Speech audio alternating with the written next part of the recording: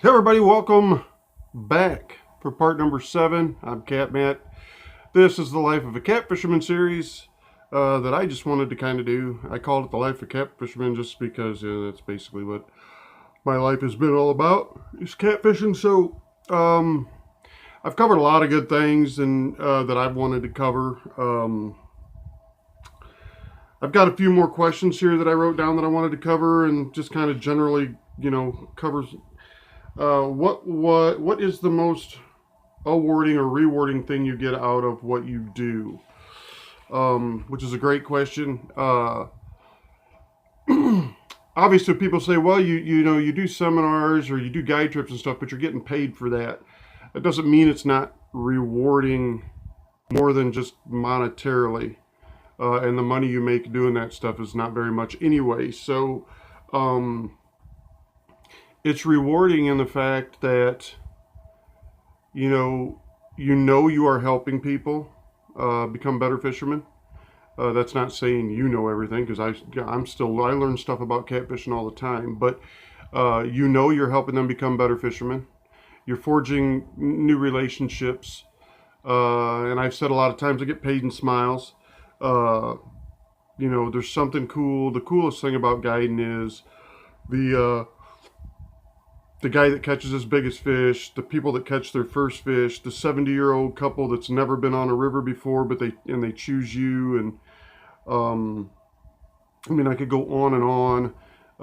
Watching people, I've had people on my boat break down in tears catching their first fish after they've lost their dad or a loved one. I've had marriage proposals in my boat. I've had, it's been great. 13 years of guiding, and um, so I've seen a lot of great stuff. Uh, it's rewarding. You go to some seminars, you go to some tournaments, people want your autograph, which to me still to this day makes no sense, because that just doesn't. I don't even feel right. But again, you realize that when you've done some things and you've done a little television, you've done a little of this. To some people, you are, a quote unquote, just some people think you are kind of a big deal, and that feels really good when people ask you, to sign a hat or take pictures with them and stuff. That's it's freaking awesome. It's like a validation to the hard work you've put in, and some people get it. They get that you know you're trying to help. You're trying to help the sport, and that's really cool. So those are some of the rewards that I get out of it. What would be your biggest satisfaction when you're done fishing on what you have accomplished? Um, that's a tough question too. I've always wanted to be in the Fisherman's Hall of Fame. Um, People will laugh at that, I'm sure, that when they hear me say that, but why wouldn't you? Why wouldn't you want to be considered, when you're all said and done, a great person, a great fisherman, a great all around ambassador for the sport, and thought of so highly that they put you in a position like that? Why wouldn't you? Why would you do anything if you didn't have visions of grandeur, visions of, you know, being the best, or being looked at in groups as the best, or um, you know, really being that much appreciated across the country by that many people to where they thought enough of you to award an honor like that to you? Wouldn't that be amazing? Um, I mean, do you wrestle to be second best? Do you race cars to come in third? Do you do anything, to without the thought of possibly being looked at by some people as the best at what you do? And again, in my case, I'm trying to be the best at being the most best, well-rounded, complete fisherman there is. I want to be a great fisherman on all bodies of water for all species of catfish. Um, I want to be known as a great ambassador. I want to be known as, I try to, I'm working on regulations. I've got my hands in all kinds of things in catfishing, not because I feel like I need to do that to add this to my resume or this or that, but because I care about the freaking sport, man. I mean, that's why. And yeah, what are the odds of a old catfisherman being introduced into the Fishing Hall of Fame? Slim to none. Doesn't hurt to dream about it, you know. Heck, man. Why wouldn't you dream about it? Why wouldn't you want to be, held at that level?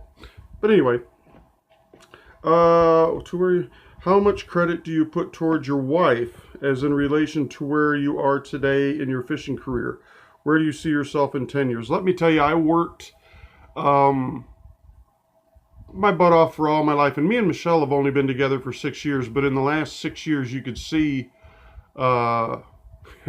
you got to be blind, absolutely blind, if you can't see what that woman means to me. She, basically knew nothing of catfishing. She fished, she fished in ponds, she fished for bluegills, she did some fishing.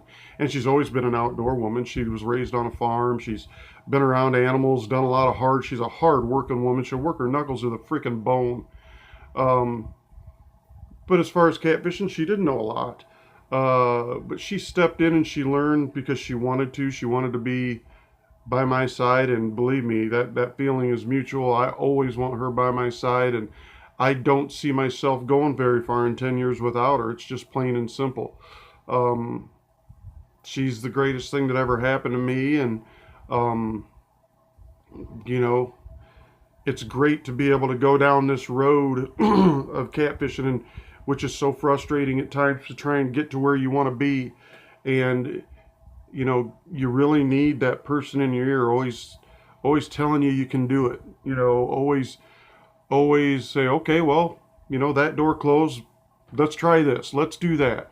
110% has your back. And, that person's my wife. Michelle is it. She does everything for me. And doesn't guarantee success, but let me tell you, man, it helps to have somebody in your corner like that. She's the one that gave me the courage in the first place to walk away from my regular job, good pay, benefits, everything, and try to make a go of this in the catfishing world. So I owe her all of that. Where do I see myself in 10 years? Growing, man, more part of the sport. I want to be, I want to be going to more tournaments. I want to keep cashing checks at tournaments. I want to keep throwing out sponsors product to people and to kids, and handing out rod and reels to kids, and hopefully them kids see us doing that, and then they want to do that, and so in turn they're going to take the time to figure out what it takes, and they're going to learn about catfish conservation, and they're going to learn about techniques and tips, and they're going to listen to us when we talk on Facebook, and hopefully they're going to see the good stuff on Facebook and not all the stupid crap that goes on, and they're going to want to be like us when they get bigger and when they get older.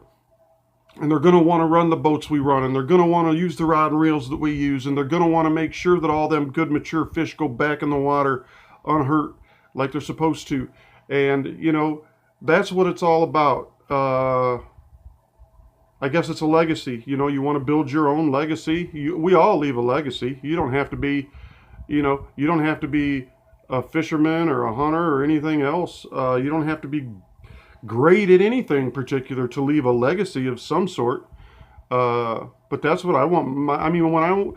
I think it would be a nice feeling to know that when I'm dead, whether that's tomorrow or whether that's 30 years from now, if there's guys out there fishing, kids out there fishing, and they talk about Catmatt, maybe just once or twice, maybe just a few kids here or there, then I succeeded. And if some of them are out there fishing tournaments and fishing for catfish and maybe became a guide or something, a couple of them because of me, then I succeeded. And I put a big smile on my face to think that would happen.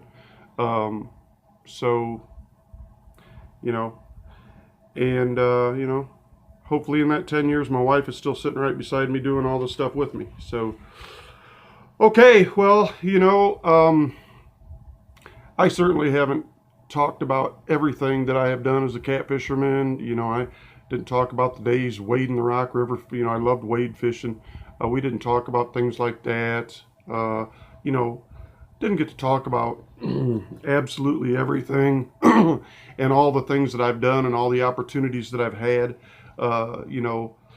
I'm fixing to go right now to go seminar for 4 days or 3 days in Oklahoma. That'll be the 5th state that I've been fortunate enough to be able to go to and seminar in.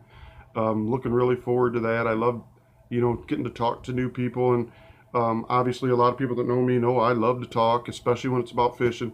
I'll talk your darn ear off, give me a chance to, and that's okay because that's what I'm passionate about. I didn't get to talk about my friends Mike and Cassie Keel, Steve and Jenny Pohlmeyer, the friends that I have grown to trust and love, that I know that I can run anything by them, say anything around them, do anything, and I know that stays right there. I also know they'll call me on stuff and keep me grounded, and I love and appreciate all 4 of them for that. You got to have a few. We've all probably got friends. We've probably, hundreds of, you've got hundreds of Facebook friends, thousands of Facebook friends, and people that you really look up to and respect. But, homegrown, tight-knit friends that you can talk to every day are hard to come by. That people that would leave work right now if I needed something, or, and I'm lucky enough to have some of them, and I'm very grateful for them. So thanks, you need some of those. And you're lucky when you find them and you hold on to them when you get them, and so I'm really grateful for that. I love the sport of catfishing. I love catfish, period. I like catfish more than I like people, and I would do anything for the sport. I would stand side by side with anybody and fight for regulations. I'd help anybody get to where I'm at, or further. I would teach people everything I know. I leave behind everything I got. I would do anything. There's nothing I wouldn't do. Through my years, I haven't made all the right decisions. I've made mistakes. I've made a few enemies. That's neither here nor there. We're all learning as we go through life. We all make mistakes. We all make a choice here and there that is not going to be popular to everybody. You've just gotta make decisions sometimes. They're not always going to be popular. Sometimes, some days you look back on a few decisions and you might regret them. Sometimes you're okay with them and you move forward. Either way, you move forward, because that's all you can really do. But I love the people I'm around right now. I love the people that I fish with right now. I love the tournament series that are popped up in Tri-County and some of these other tournament series, and the people that we get to fish with on a regular basis. Great people, great friends. They all understand where none of us are getting rich fishing these tournaments, but man, the camaraderie, the relationships, the bonds that you form with these people are priceless. You can't convert it to money, but they're absolutely priceless. So, will catfishing ever be what bass fishing is? I hope not. I hope catfishing is what catfishing, whatever its destiny is. We're just the wind, and we're just blowing on the sail, and it's gonna get to where it gets, and we can certainly slow the progress, and we can certainly help speed up the progress. That's up to us. So I guess that's the end of this part. I'm going to kind of sit down, this part 7, think about the things and go through all these videos and see the things I've said, and see if I need to elaborate on anything, see if things pop into my head that I wish I would have talked about a little bit. But I appreciate you watching. If you've watched all of them up to this part, you've sat and watched me babble on for about 2 hours now, so I appreciate it a bunch. Again, as always, I thank all the people that have helped me along the way. Everybody that's sponsored me, everybody that's helped me, assisted me at tournaments, been friends to me. I appreciate you all. So I'm going to come back maybe for a part 8. Who knows? But this is the end of part 7. I appreciate you all for watching to this point. I hope you're enjoying it, and stay tuned for more. We'll talk to you later.